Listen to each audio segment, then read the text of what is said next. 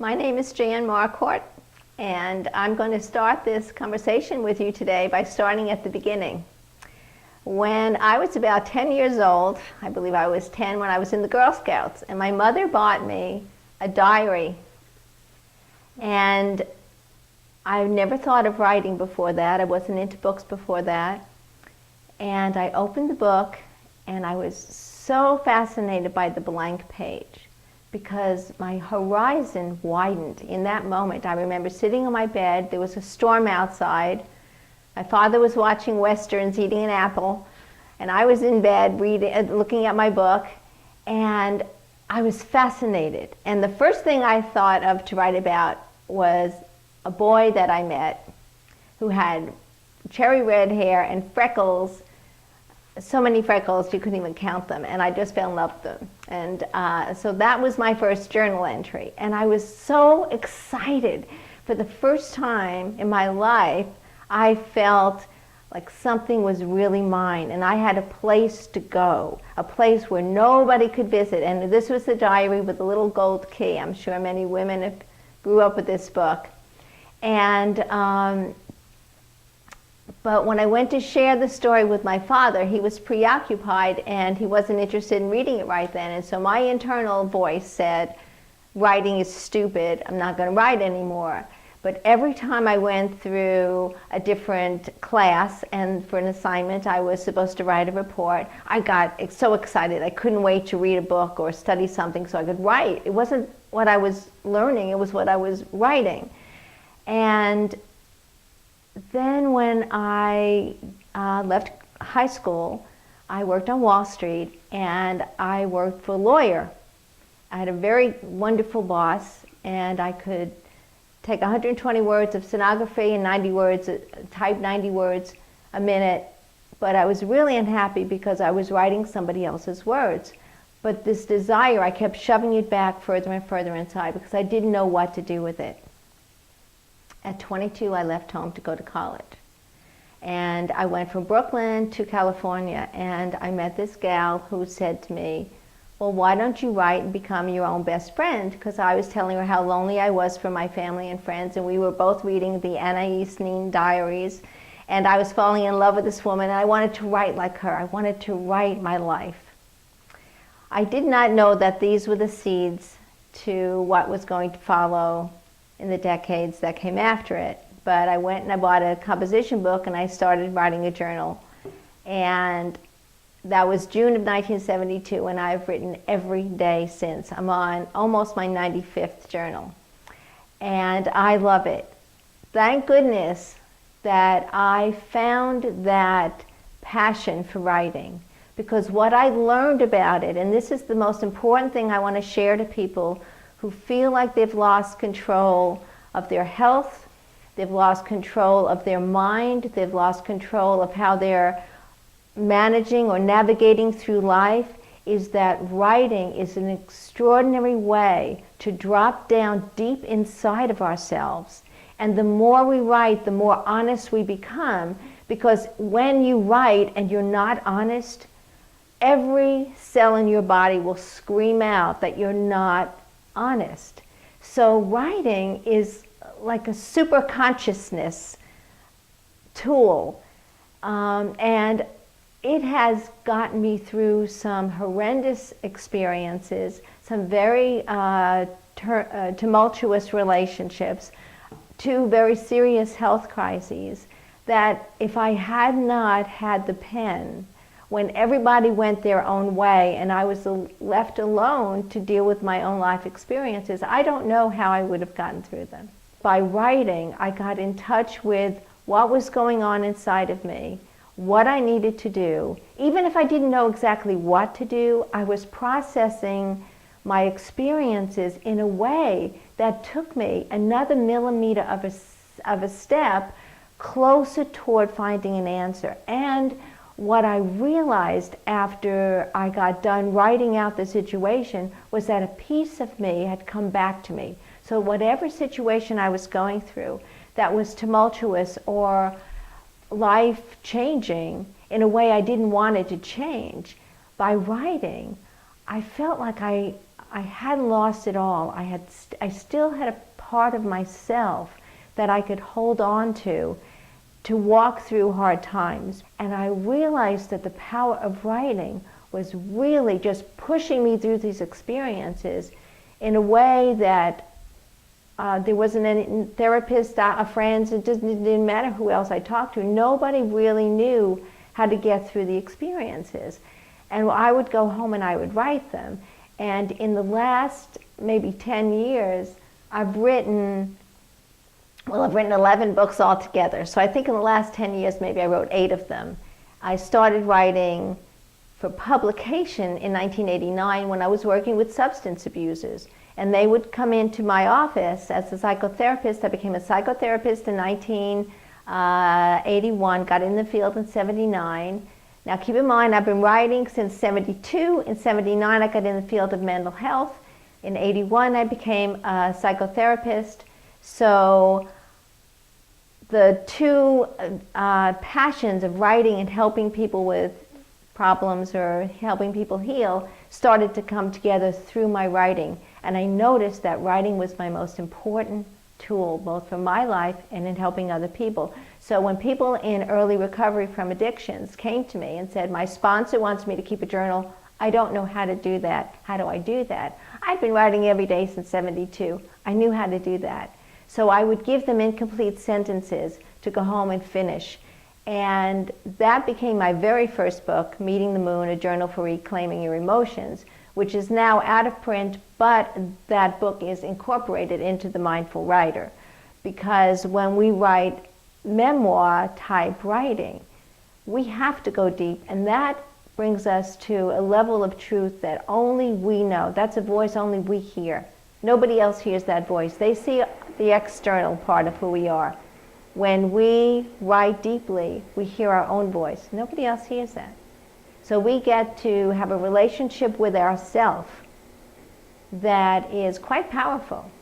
And by using a lot of substances or using addictive habits or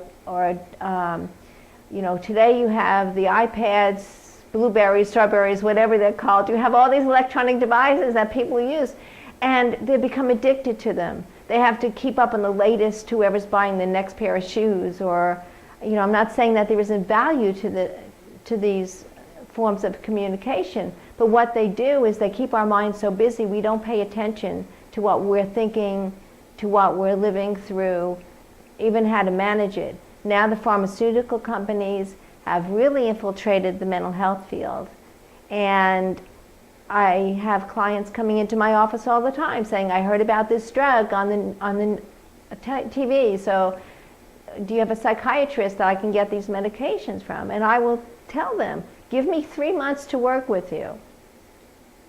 If in 3 months you're still depressed or anxious enough where you feel like you need a medication, I will send you to the best psychiatrist in town. But give me 3 months. Rarely, I've had one person, and that was in California, that I actually sent to a psychiatrist because truly she needed something. And there's, everything we have on the planet has its place.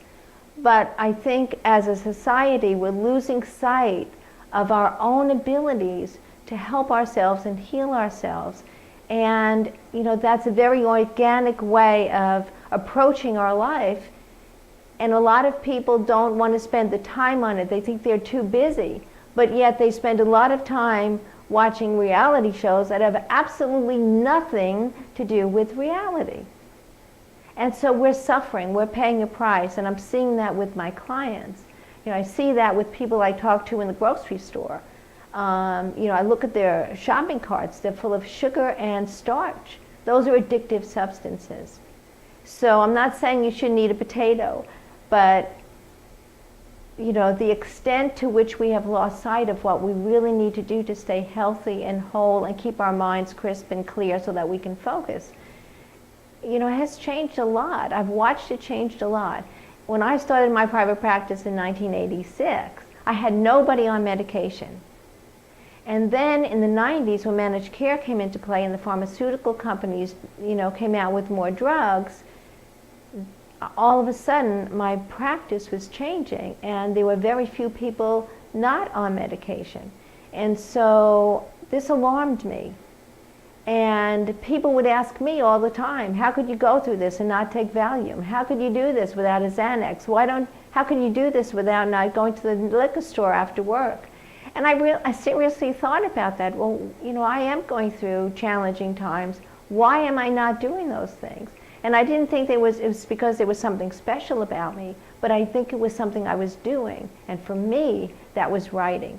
And when I started to use writing in my therapy practice with my clients, matters changed for them. They had different insights, different awarenesses. They became less upset because they were writing it out, so they were releasing it. Studies have shown that if you write 20 minutes a day for 3 days on an emotional issue, and it doesn't even have to be your issue, it could be somebody else's or a made-up one, you will sleep better. Your pains will be less. I mean, there are studies that people have done, unfortunately not enough of them, but there are studies that show the connection and the link between a healthy mind and body and spirit and writing. And I have written a book that's only 78 pages. It's just a very basic, simple to read book. It's Write to Heal. And I wrote it because I was so excited about what I had been learning that I wanted to share it. Because information like that and passion like that, you can't hold on to. You want to pay it forward as fast as you can. So I've noticed in writing out my story, whether it's fact or fiction, whether it's nonfiction or fiction, that it has enormous healing capabilities. Which then I started doing a lot of research on the mind. Okay, so what does our mind hold for us if I have this personal experience with writing and healing? So now, the writing that I've been doing since 1972 and the counseling I've been doing since 1979 is no longer two separate items. It is now merged into one item for me. Yeah, science is proving that our mind is a lot more flexible than we think it is. You can't teach an old dog new tricks. Well, guess what? Old people, you can. So there's hope. So if you want to be stubborn, you have a right to be stubborn. You could be stubborn all you want. But if you really want to change your life and you really want to heal, there are ways to do that because your mind is waiting for you. Your brain is waiting for you to heal. When we have a cut, we don't have to pamper it and do all kinds of things. Our body already has an innate ability to heal that cut. We can watch it heal as the days go by. It's the same thing with our experiences. If we just give it time and we realize that we have the power to do some healing on it. I just encourage people to write. I think everybody should write a memo. We should know the story of everybody we don't like so that we can understand them. I mean, I've had some people do some really evil things to me, as I said, unsuspectedly so because they were people I had trusted. But when I think about what I know about their lives, how could they do anything other than that if they're unhealed? Writing is a really good way to do that. You can't deny the reality of who you are when you write. You can't do it. So I just love the writing tool. And I know a lot of people don't want to write. It's not for everybody. But I encourage it because I know how it can really make us authenticated. And so I wanted to come before you today to talk about this because as I'm discovering it, I am so alive with this hope that there is so much more than we think is possible because our minds are a lot more flexible than we give them credit for. And I really hope that you can pick up your pen, keep your pen moving, and heal your life. When I write my books, I'll oftentimes do a lot of it on the computer because when I think quickly, and luckily I type fast. I've got my fingers working back, so I type fast, and it's much easier for me to type out what I'm thinking because my thoughts are coming rapidly. But when I do my journals, when I do introspective writing, when I'm doing anything where I want to figure something out you know, it's not going to be a published thing. I do it with my pen because I find that there's a different connection when you're working with a device versus you're working with a pen and paper, and you're actually writing down in your own, you see it with your own scribbles that comes from, it's like comes up this way and out your arm, and you see it with your own handwriting. It's much more powerful, and I believe much more effective than keys on a typewriter where, you know, the machine is putting the words on the page. So it's a technical thing, but I noticed that, and I've tried doing journaling on the net. I don't like it. It makes me, I still feel disconnected from myself because the computer is a device. And I don't know if you're getting this, but when I use a pen and I see my own handwriting, that alone, just that vision is personal. Because nobody has a handwriting like me. Nobody. Nobody has one like you. That is our personal mark on the planet. It's our handwriting. Jeez. And Echoes from the Womb, a book for daughters. I had a very creative, talented, intelligent mother. I believe my mother was clairvoyant, and I think I'm very much like her in that fashion. She had a sense about her that was just very special and very unique, and I think my mother was born ahead of her time. And my mother had a very difficult life. So by the time she had me, she was over-invested in me. And I knew that I was going to write about my relationship with her at some point because I needed to do a lot of healing. And when I started working with families and kids and I saw their relationships with their mothers, and I really started to get more of an understanding of my own life through watching my clients. So, but it wasn't until after my mother died. My mother died young. She was 56 when she died. And the strange part about that is that it freed me up to write the book, because I couldn't write about her really when she was alive, because the issues were so alive and so present, I couldn't even wrap my arms around them enough to write them down. So I started writing, and as I started writing, I realized that what I was actually doing was beginning what I wanted to have published. And luckily, as a psychotherapist, I was doing a lot of work with women and their mothers and mothers and their daughters, right? So I was going back, you know, both sides of the, you know, the dyad of the two people, and I got their stories and incorporated those as a chapter in the book. So I've always done a lot of work with women around, you know, whether they're the daughter aspect or the mother, you know, whichever one they are. I mean, the dynamic is intense. And I think that the relationship that daughters have with their mothers is the most powerful and enigmatic relationship we have.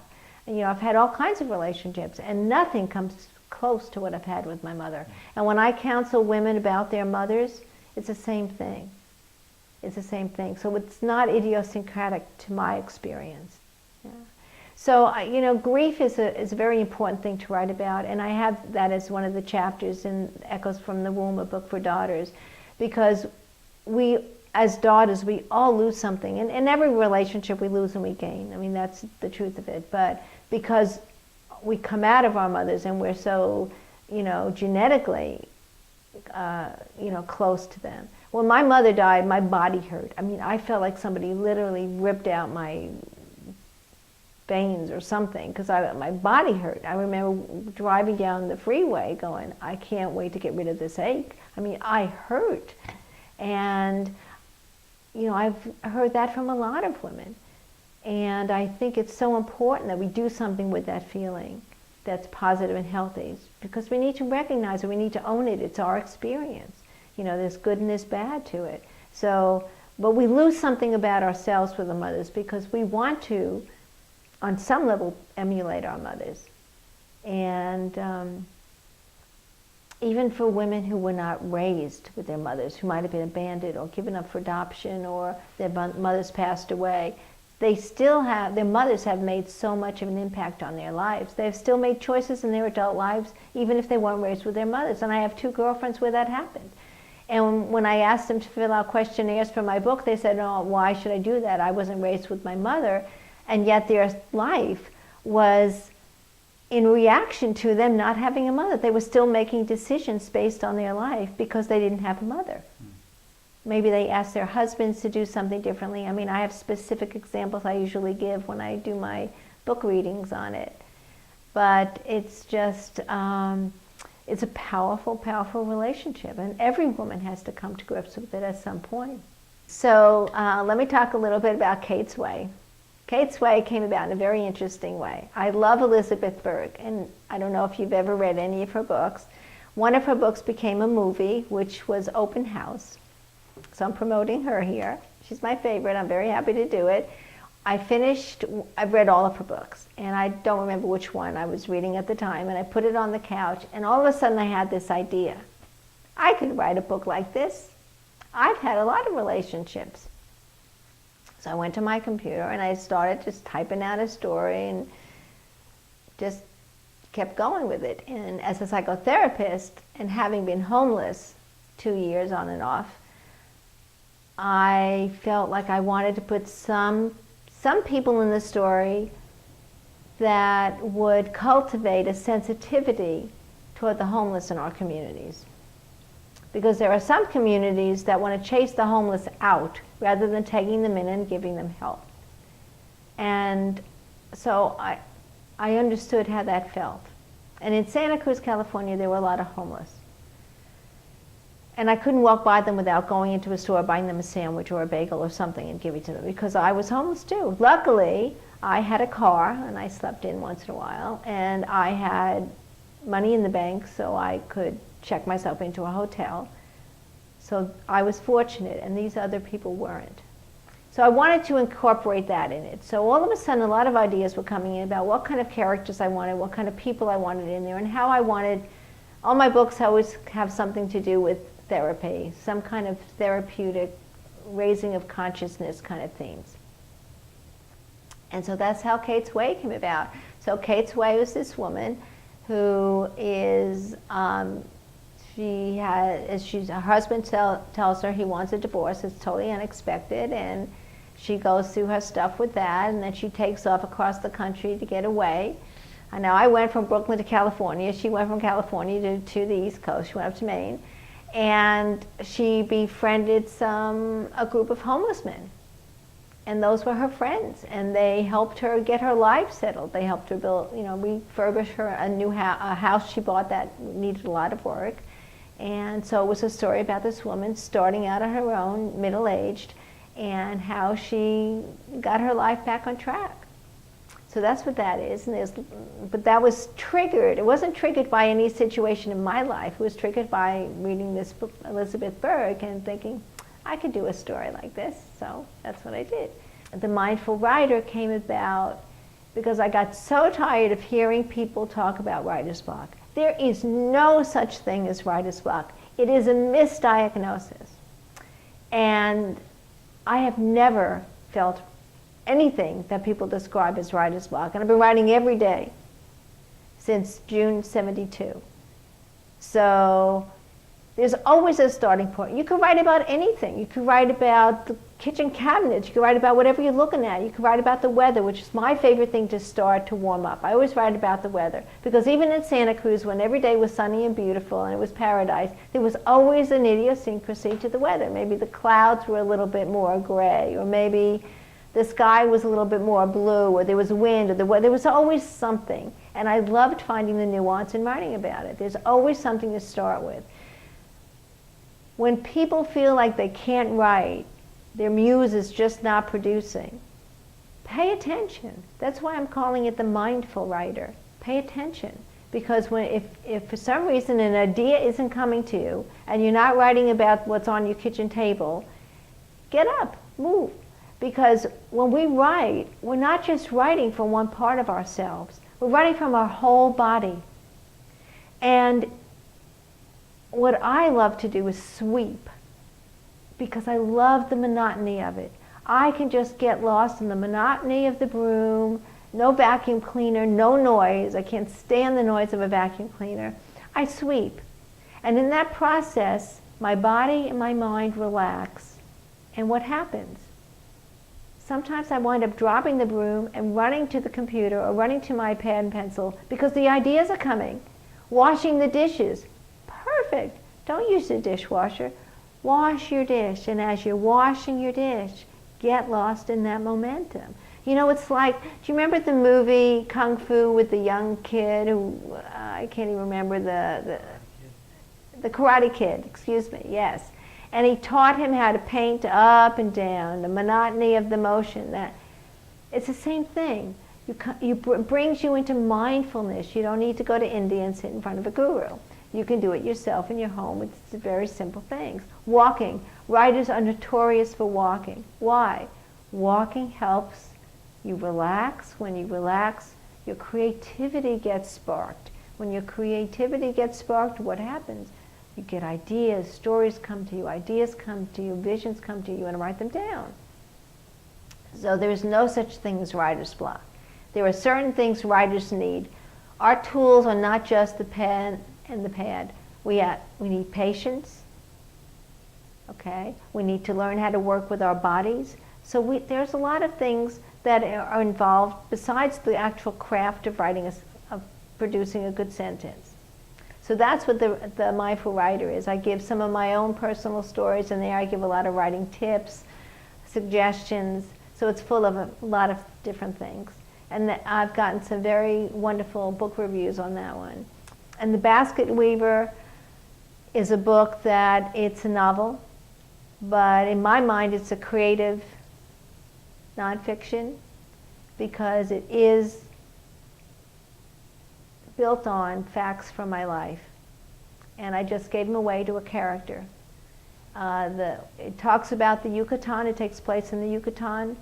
And a lot of the things that happened when I went to visit the Yucatan are in there, such as visions I had in Tulum, a scene in a shop when I went to buy a t-shirt, that's accurate. Having somebody bump me on the street and then I turn around, the person is gone, that's accurate. And the guy I was with at the time witnessed it, so it wasn't just that, I was thrilled to be on vacation and it was delirium on my part. So I'm going to say maybe a good 90% of the book is really true. My sensitivities from my illness in '88 I gave to another character. So I gave it all away, and it became this novel that healed me in a lot of ways, and I really felt like I had changed enormously after the book got published and I held it in my hands. So that brings me to About the Author Network, which I started in June of this year, 2013, because in being a writer and in being a psychotherapist, one of the things that really hit me one day was, story, our personal stories. This is a theme in everything I'm doing, is I collect people's personal stories and how powerful they are. Now, it's not that when somebody sits in front of me as a client suffering, I'm going, oh good, I'm hearing their story. That's not where I'm coming from with it. But how powerful that somebody can sit in my office and tell me their story, and maybe even do a writing exercise and heal from it and learn from it and transform their pain from it. And I teach this 6-week intensive course, Unveil the Wounded Self, Write to Heal, online. I've worked with women in Ireland, in England, and the UK. I've worked with women in France. And it helps them. I've had women who've had serious psychiatric illnesses, and I really wasn't sure that it was going to work online to do this writing course. And the comments I got back were extraordinary, that they finally overcame some symptoms, some post-traumatic stress symptoms that they had been dealing with for 20 and 30 years and seeing a psychiatrist and been on medication for, that they were ready to take another step toward health, maybe get off medication for that they had been taking for traumas. So, and always having been in the presence of writers, because I love being with writers, so the story is just amazing to me. It is healing. I've learned that. So I want to cultivate that inspiration in other people to write their stories. So in About the Author Network, I encourage people. I will certainly edit their manuscripts. I give a 30-minute free phone consultation with them on a writing project if they want. But then what? So the About the Author Network is helping them through it, getting their manuscripts published, and then putting it on my site. I have an interview page where I talk to them, and they can tell their story. Their books are on a reading library page, so if somebody goes on the About the Author Network site and they don't want to write, but they want to look for a good book, they can go to the Reader's Library. There's a home page with their books on it. So there are like 4 pages. I do interviews with the authors, so the readers and the viewers can hear their voice and hear their own energy coming through the audio. So I try to promote writers on many different pages in this site so that they can get their stories out there, because there's someone in the world who's going through something that may be healed or helped by listening to somebody in this country. And I think the more we share our stories, the more we realize this is one planet, one breath. We're all here doing the same thing. We're all learning how to live our lives and heal our lives and have good lives. So the About the Author Network is to support all those people who want to write, who are writing, who have something they want to get published, and when they get it published, I will help them market it and promote it and support them, and my phone number, all my information is on it, so I'm accessible. And I have many conversations with people who live locally I've met, come to my meetings, have chapter meetings. And if anyone wants to start an About the Author Network chapter where they live, contact me and I will help them get started in that. I have presentations in the meetings so that people can, professionals who either are in the publishing field or in the marketing field, come and speak to the authors so they can see that their stories have now become a business. So if there's anyone out there who's interested in either becoming a client, the website they can go to check that out is www.janmarquartlcsw.wordpress.com. Or if they want to look at all my author website, my personal author website, they can go to janmarquart.com, which is spelled M-A-R-Q-U-A-R-T. And if they're interested in becoming a member of About the Author Network and they want to get some help for their writing projects, they can contact abouttheauthornetwork.com.